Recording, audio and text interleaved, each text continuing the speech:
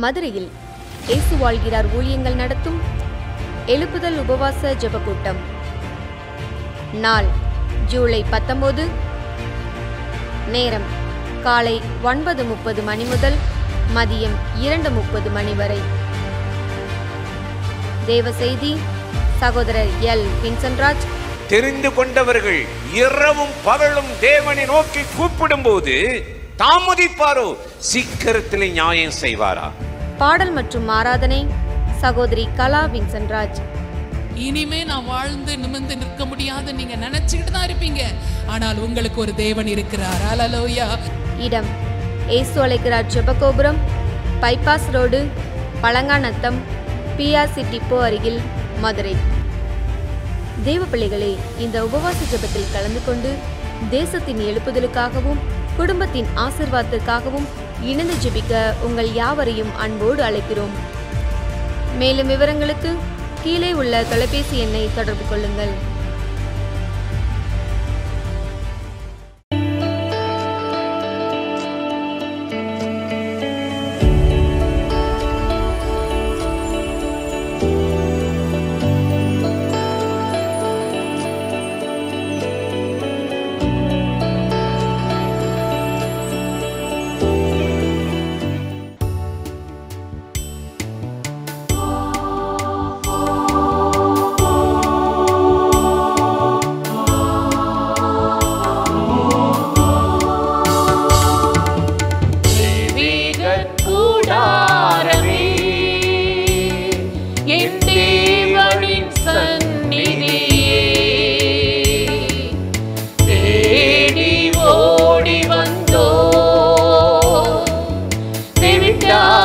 பாக்கியமே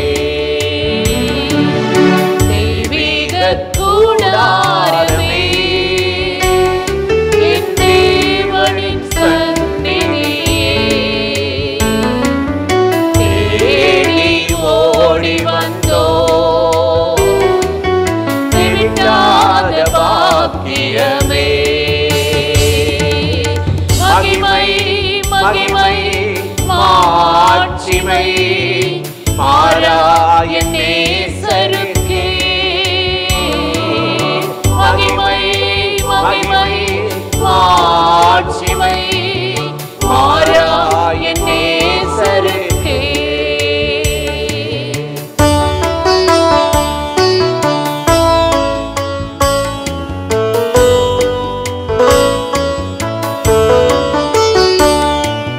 கல்வாரி திருப்பீடமே கரை போக்கும் திருரத்தமே கல்வாரி திருப்பீடமே கரை போக்கும் திருரத்தமே உயிருள்ள பரிசுத்த ஜீவ பலியாக ஒப்பு கொடுத்தோம் ஐயா. உயிருள்ள பரிசுத்த ஜீவ பலியாக ஒப்பு கொடுத்தோம் ஐயா. மகிமை மகிமை மாட்சிமை மாறாய நேசருக்கே மகிமை மகிமை மாட்சிமை மாறாய நேசருக்கே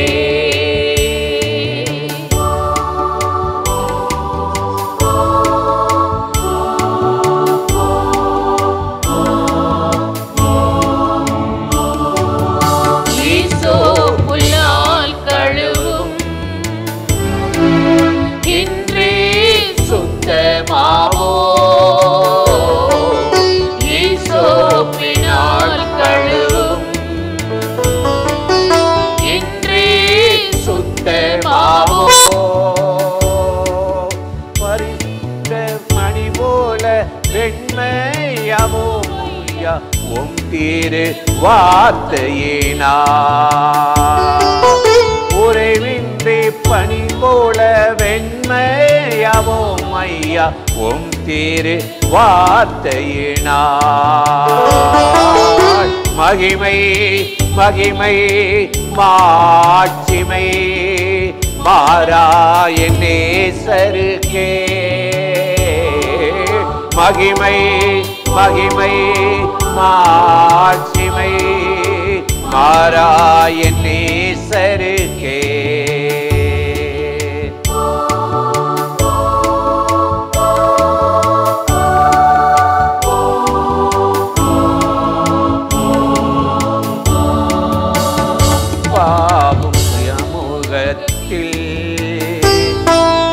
அப்பங்கள் நாங்கள் ஐயா,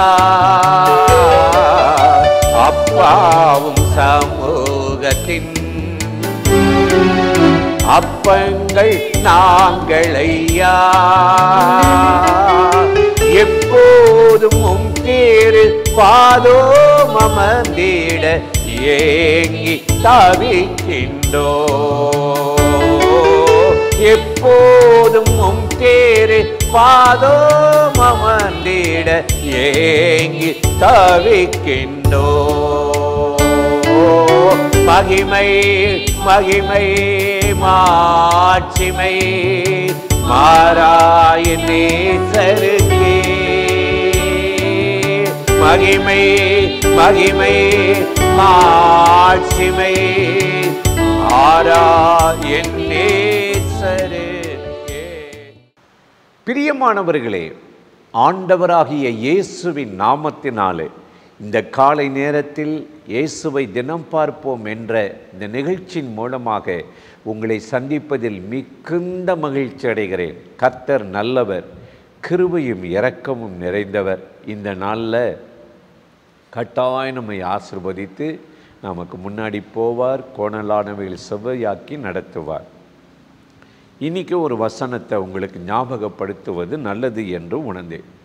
சங்கீதம் 103:4 நாம் வாசித்து பார்த்தால், மோசே இந்த சங்கீதத்தில் ஆண்டவரை துதிக்கிறார். உன் பிராணனை அழிவுக்கு விலக்கி உன்னை பாதுகாத்து நடத்துவார். எவ்வளோ ஒரு அருமையான வசனம் இல்லை? ஏறக்குறைய 40 வருஷம் இஸ்ரவேல் ஜனங்களை வழி நடத்தின ஒரு அனுபவம் மோசேக்கு உண்டு. 2 முறை ஆட்சி செய்தாலே 3ஆவது முறை உலகத்தில் கவுத்துருவாங்க. 40 வருஷம் தண்ணி இல்லை, உணவு இல்லை, உடை இல்லை, எத்தனையோ யுத்தங்கள், போராட்டம், பிரச்சனை. இவைகள் மத்தியில் அந்த ஜனங்களை நடத்தி கொண்டு போகும்போது வழியில் எவ்வளவோ போராட்டங்கள், சொந்த ஜனங்களே விரோதமாக மாறிட்டாங்க. அப்படிப்பட்ட வேலைகளெல்லாம் பாருங்க, கர்த்தர் எப்படி அருமையாய் நடத்தினார் என்று இந்த சங்கீதத்தில் பாடி மோசே துதிக்கிறார். உன் பிராணனை அழிவுக்கு விலக்கி உன்னை நன்மையாலும் கிருபையாலும் முடிசூட்டி அப்படின்னு சொல்கிறார். எவ்வளோ ஒரு அருமையான ஆண்டவரில்! அழிவுக்கு விலக்குனது மட்டும் இல்லை, நன்மையாலும் கிருபையாலும் முடிசூட்டினாராம். வேதத்தில் நம்ம பார்க்கும்போது ஆண்டவரும் ஆதாமி ஏவாளையும் படைத்து ஏதேன் தோட்டத்தில் வைத்தார். அந்த ஏதேன் தோட்டத்தில் என்ன நடந்துச்சு தெரியுமா? அதில் படைத்து சிருஷ்டித்து ஆண்டவர் அவங்க கையில் தான் தோட்டத்தை கொடுத்து, இவைகளை ஆண்டு கொள்ளுங்கள், அனுபவிங்கள், நீங்கள் ஆண்டுக்குங்கப்பா, அனுபவிங்கன்னு சொல்லிட்டு அவங்க கண்ட்ரோலில் வச்சுருந்தார். ஆனால் ஒரே ஒரு கண்டிஷன், அதை மறைச்சு வச்சுருந்தார், விலைக்கு வச்சுருந்தார். என்ன மறைச்சு வச்சுருந்தாரா? அந்த தீமை, அந்த பாவம், அந்த இச்சைகளை தூண்டுகிற அந்த கனியை நீங்கள் தொடவும் வேண்டாம், புசிக்க வேண்டாம், விலைக்கு வச்சுருந்தார். ஆண்டவர் விளக்குனதை போய் இந்த ஏவாள் பாம்பு சாத்தான் சொன்னதை கேட்டு அதை ஆராய முற்பட்ட போது தான் விழுந்து போயிட்டாங்க, தோல்வி அடைஞ்சிட்டாங்க. கர்த்தர் உங்களுக்கு ஒரு காரியத்தை நிறைவேற்றலை, நடக்கலைன்னா நீங்கள் திரும்ப திரும்ப முயற்சி பண்ணக்கூடாது. எனக்கு இன்ஃப்ளூயன்ஸை யூஸ் பண்ணுவோம், இவரை பார்ப்போம், இல்லை ஒரு லஞ்சம் கொடுத்து இந்த காரியத்துக்கு பண்ணிடுவோம் அப்படின்னு நினைக்காதீங்க. கர்த்தர் ஒரு காரியம் உங்களை விலைக்கு வச்சார்னா அதில் ஒரு நன்மை இருக்கும். ஏவாளுக்கு அது தெரியல. இல்லை, நான் அதை சாப்பிடணும், பறிக்கணும்னு சொல்லி, அனுபவிக்கணும்னு சொல்லி போனால் மாட்டிக்கிட்டா கடைசியில் தேவ சமூகத்திலேருந்து விலக்கி வைக்கப்பட்டார், ஆண்டவர் விட்டு தூரப்படுத்தப்பட்டார். எனக்கு அருமையான சகோதர சகோதரிகளே, அதனால தான் யோபு தன்னுடைய வாழ்க்கையில சொல்லுகிறார், நீ கர்த்தரை உண்மையாக நேசித்தேனா பின்பற்றினா எல்லா தீங்குக்கும் விலைக்கு காப்பாராம், பஞ்சத்துக்கு விலைக்கு காப்பாராம். அவர் யுத்தத்துக்கு ஒன்று விலைக்கு காப்பாராம். யுத்தம் வராதபடி விளைக்கிடுவார். சண்டை வர்றது மாதிரி இருக்கும், உங்களை மிரட்டி உங்கள் சொத்தை அபகரிக்கிற மாதிரி வருவாங்க. நீங்கள் நல்ல ஆண்டவரை பிடிச்சுக்கிட்டீங்கன்னா அவைகளுக்கு அதில் மாட்டிக்கொள்ளாதபடி கர்த்தர் உங்களை விலைக்கு காப்பார். அதற்குத்தான் உன் பிராணனை அழிவுக்கு விலைக்கு காக்கிறார் என்று கர்த்தருடைய வேதம் அருமையாய் சொல்லுகிறது. இன்றைக்கு இந்த காலை நேரத்தில் இந்த நிகழ்ச்சியில் இணைந்து இந்த வார்த்தைகளை கேட்கிற அருமையான சகோதரனே சகோதரியே, இன்றைக்கி ஆண்டவர் உங்களுக்கு துணை நிற்பார். நீங்கள் என்ன செய்யணும்? ஆண்டவரை நோக்கி ஜெபம் பண்ணணும். யாபேசுடைய ஜெபம்னா உங்கள் எல்லாருக்கும் நல்லா தெரியும்ல. யாபேஸ் இஸ்ரவேலின் தேவனை நோக்கி ஜெபம் பண்ணாராம். 1 நாளாகமம் 4:10 அப்படி சொல்லுகிறது. அவன் இஸ்ரவேலின் தேவனை நோக்கி, தேவரீர் என்னை ஆசீர்வதித்து என் எல்லை பெரிதாக்கி உமது கரம் என்னோடு இருந்து தீங்கு என்னை துக்கப்படுத்தாதபடி. அதான் முக்கியம். தேவையில்லாத சண்டை, தேவையில்லாத இழப்பு, தேவையில்லாத போராட்டம், அவைகளுக்கு என்னை விலக்கி காத்தருளும். அவன் வேண்டிக் கொண்டதை கர்த்தர் அருளினார் என்று வேதம் சொல்லுகிறது. இதாங்க யாபேசின் ஜெபம். இன்னைக்கு நீங்களாம் ஜெபிக்கிறீங்களா? ஆண்டவரே, இந்த தீங்கு வந்துடக்கூடாது, எங்கள் பிள்ளைகளை பாதுகாக்கணும், அவங்க பிரயாணத்தில் இருக்கணும், அவங்க வேலையில் இருக்கணும், தொழிலில் இருக்கணும்னு சொல்லி நம்ம ஜெபம் பண்ணுறோமா? அதனால தான் ஆண்டவர் எல்லா தீங்குக்கும் விலைக்கு காப்பார் என்று 121ஆம் சங்கீதத்தில் சங்கீதக்காரன் ரொம்ப அருமையாக சொல்லுகிறார். தொடர்ந்து வேதத்தை பார்க்கும்போது பல இடத்துல துணிகரமான பாவங்களுக்கு என்னை விலைக்கு காத்தருளும் அப்படி சொல்லி ஜெபம் பண்ணுறதை பார்க்குறோம். அது மட்டுமா? உன் தோளை சுமைக்கு நீங்களாக்குவேன், விலக்கி காப்பேன்னு சொல்கிறார். தேவையில்லாத கவலைகள் பிரச்சனைகளை விலக்கி ஆண்டவர் இந்த நாளில் ஒரு பிரச்சனை இல்லாத, போராட்டம் இல்லாத, சமாதானம் நிறைந்த ஒரு வாழ்க்கையை உங்களுக்கு கொடுத்து இந்த நாளில் அற்புதமாக ஆசீர்வதித்து நடத்துவார். அந்த தேவாதி தேவனை நோக்கி இன்றைக்கு நம்மை நடத்தும்படி ஜெபம் பண்ணுவோமா? அன்பும் இரக்கமும் கிருபையும் நிறைந்த நல்ல ஆண்டவரே, இந்த ஆசீர்வதிக்கப்பட்ட நாளுக்காக, நேரத்துக்காக, கிருபை இரக்கங்களுக்காக உமக்கு நன்றி செலுத்துகிறோம்.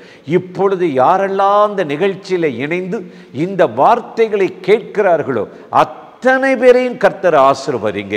எல்லா தீங்குக்கும் விலைக்கு காத்தருளும் அப்பா.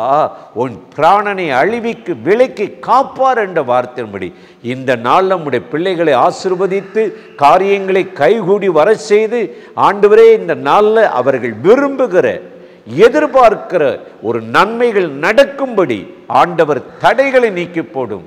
ஆசீர்வதியும். இயேசுவின் நாமத்தில் வேண்டிக் கொள்ளுகிறோம் எங்கள் உயிருள்ள நல்ல பிதாவே. ஆமேன், ஆமேன், ஆமேன்.